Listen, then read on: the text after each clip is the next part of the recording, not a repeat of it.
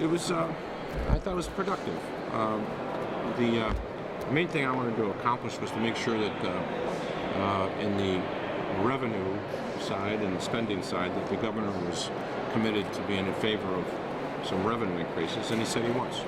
So that's, I think, very helpful, because if you don't have revenue, you could never possibly come to a balanced budget. So that was very productive. But he said numerous times that he still wants portions of his agenda. Is that still? Well, he said he wants reforms too, and so I think we're going to continue to have meetings to talk about the reforms that he wishes to impose as well. Are there specific revenue proposals that he? No, we didn't get into the. We didn't get. I tried to talk about some specific issues with the revenue, but he didn't want to go there. But he did. It did say that he's in favor of revenue.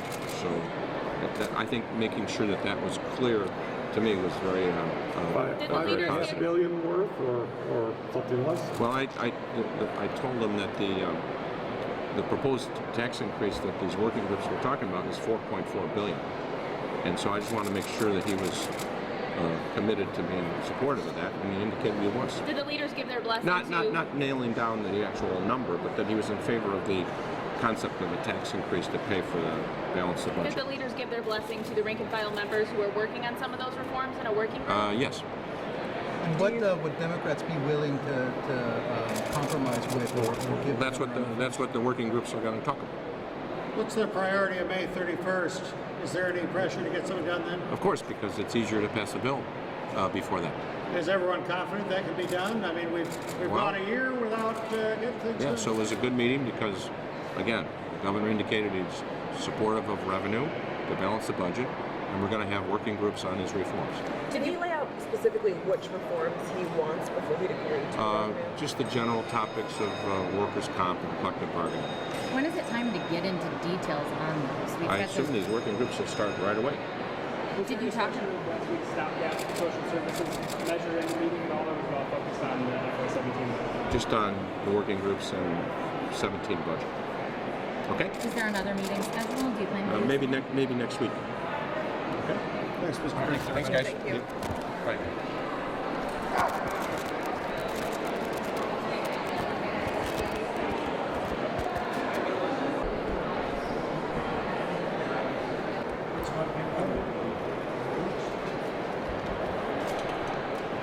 Hey guys, how are you? How are you? Let's wait for Chris, okay? Yes. Oh, wait a minute.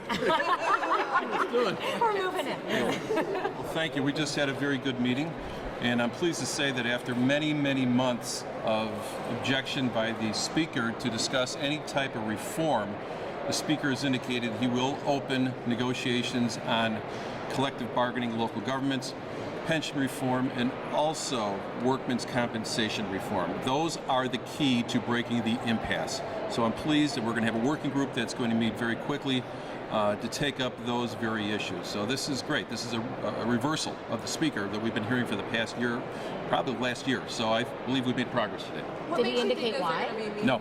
Is this an April Fool? Why do you think those are going to be meaningful talks? Why won't he just say, yes, I'm in agreement, and nothing happen, as we've seen happen? We have to, we got 2 weeks left, and we're going to have to rely upon what he stated, that he's willing to work in good faith with us to be able to bring a resolution to this budget impasse. And but let's be perfectly clear that we're not going to have a budget unless we have meaningful reforms. That is the key. As I said, those are 3 keys to bringing this to closure. Sir, what are you giving up? Revenue and how much? Look, look, revenue's always been on the table. That has always been on the table for the past year. So that is still under consideration. Our group is still working that out. And but look, our caucus is willing to look at a grand bargain that would consider revenue, but there must be reforms to it. And I'm not going to get into any specific dollar amount, but I think it's important to know that the Democrats have come around for the first time in many months. All 3 of those reforms necessary before we move forward, or can we compromise on 1 or 2 of them? All of them are necessary, and I am glad the Speaker changed his tone today. But I will tell you, from my perspective, I'm pretty skeptical. We've had a lot of working groups, and he disavows any knowledge or interest of them every time. This will be one more go-around. I think ultimately the working group needs to be the Speaker himself and the leaders, because he manipulates the process and then nothing happens. And frankly, that's what I'm worried about. I know the Senate President came out and focused almost exclusively on revenue and budget. That's what he wanted to talk about there. I'm hopeful that they're willing to talk about reform, because I guarantee you the people of this state are not willing to pay more money for the same lousy government they've had for the last several years. So why continue to go to working groups instead of meeting again, the 4 leaders and the governor? Well, that's what the speaker was willing to agree to today. I'm hopeful that we're going to have another leaders meeting. I hope as soon as the end of the week, because time is short and we need to really focus on how much they're willing to give. Continuing to do the rope-a-dope is not okay.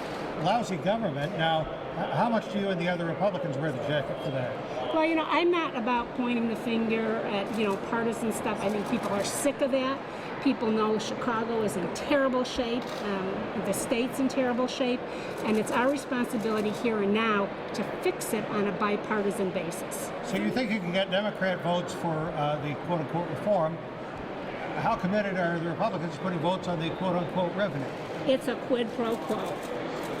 Rank and file members want to get out of here. They want to bring, end to this impasse. And I know that members on my side of the aisle, and I can say members on the Democrat side of the aisle, have indicated they're willing to make votes that they probably would have not done in the past to bring a resolution to this problem. Everybody is feeling it.